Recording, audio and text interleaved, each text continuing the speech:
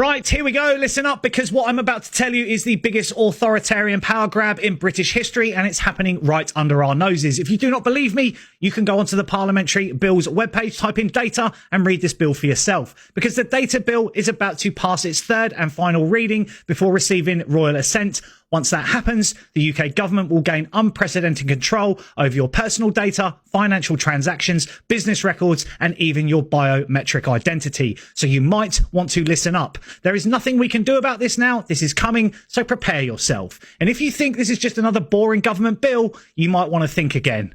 I don't usually ask you this, but my video goes further if you like, favourite it, and repost it by pressing the little arrow in the corner and hitting the little yellow icon. If you think people need to pay attention to this, you might want to repost this video. And I would suggest every single person that does that, because people need to know what's coming. Some of you may have seen my videos previously on this. I have done them endlessly for the last 2 years. Well, it's been updated, and this bill completely overhauls how data is accessed, used, and controlled in Britain, and it will introduce massive government control over personal and business data. Your financial transactions, purchases, service usage, and even customer reviews could be forcibly shared with the government. A digital verification service, trust framework, a government-controlled identity system that centralises digital ID verification, making every aspect of your online presence trackable, and new powers for regulators like the Financial Conduct Authority to force businesses to comply with government mandated data sharing rules, and the removal of Independent Information Commissioner, replacing it with a state controlled Information Commission, meaning data regulation will be fully dictated by the government. And if you've got this far, sounds pretty bad, doesn't it? Well, we are just getting started, because this bill gives the government the power to force businesses to hand over customer data. Everything from your purchases to your service usage history could be forcibly shared with the state. You understand, right, that a business is every single business. Insurance companies,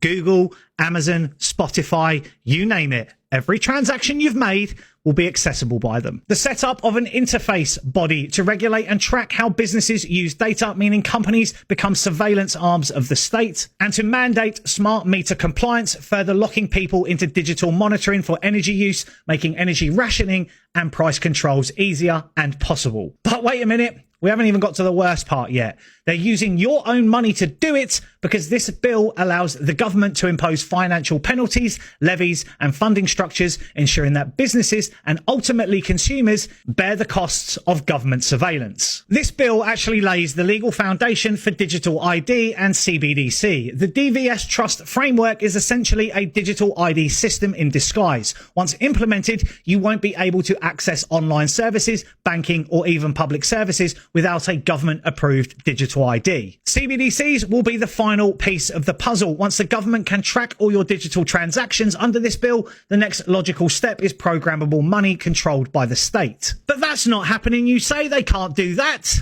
Yet the Bank of England has an entire webpage dedicated to the digital pound, if you did some reading. In other words, and this gives them the power to, that if you step out of line, say the wrong thing, or hold the wrong opinion, they can cut off your access to banking, services, or even the ability to buy basic necessities. And let's not forget Labour's latest move, if you saw my recent video, that they've just centralised the NHS under full government control. And this means that all health records and medical data will be centralised under state control. Healthcare decisions will be dictated by the central government, not local health boards or doctors, and private healthcare options if they don't align with government approved policies. So you might ask, what happens when this is linked to digital ID and CBDCs? And this is obviously hypothetical, but if your medical records say you've refused a government recommended vaccine, restricted access to services, or if your carbon footprint is too high, spending limitations on fuel and travel, if your political views are inconvenient to those in power, or good luck getting a mortgage or a business loan. This isn't a conspiracy. It is here, printed by the government for you to read. It's happening right now. And some of you will turn around and say, how is this actually legal? Simple. They wrote the rules to make it legal in this bill, which actually gives the Secretary of State and the Treasury sweeping powers to create new data regulations without parliamentary approval. Future governments will be able to expand these powers even further without needing a vote, and they will no longer need new laws, as they can just change the regulations whenever they see fit. And this bill isn't making headlines because, you know, MSM, and it's been framed as a data regulation update instead of the largest expansion of government surveillance in history. And since it's not explicitly banning freedoms, people don't see the threat. But in reality, businesses will be forced to comply, services will become inaccessible without state-approved identification, and every financial transaction will be monitored.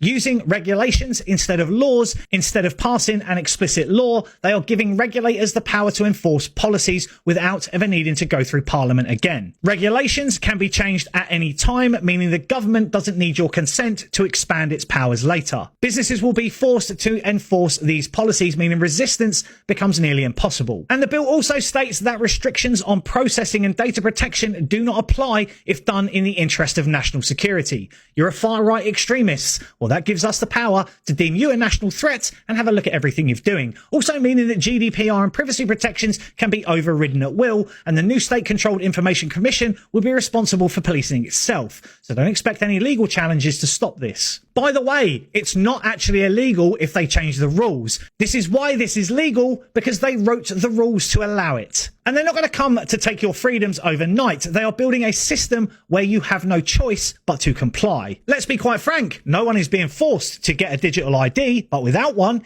you won't be able to access essential services. No one is banning cash, but once everything moves digital, it becomes unusable. And no one is actually making personal data sharing mandatory, but businesses will be forced to comply, leaving you with no alternatives. This isn't about safety, it isn't about progress, it's about control. And once this bill passes, the framework for total government control will be firmly put in place. And it's highly likely digital ID will follow, CBDCs will come next, cashless society, social credit controls, and total surveillance will become the norm. And the worst part, if you actually got here, most people won't realise until it's too late, which it already is. So your next question to me is, what can we do? Well, I'm sorry to tell you this, but absolutely nothing. I've spoken about this for over a year. It's a little bit too late now. So why do I bother doing this video? Well, have you ever heard the theory of the boiling frog? It's basically a metaphor suggesting that people may fail to react to gradual yet potentially dangerous changes until it's too late.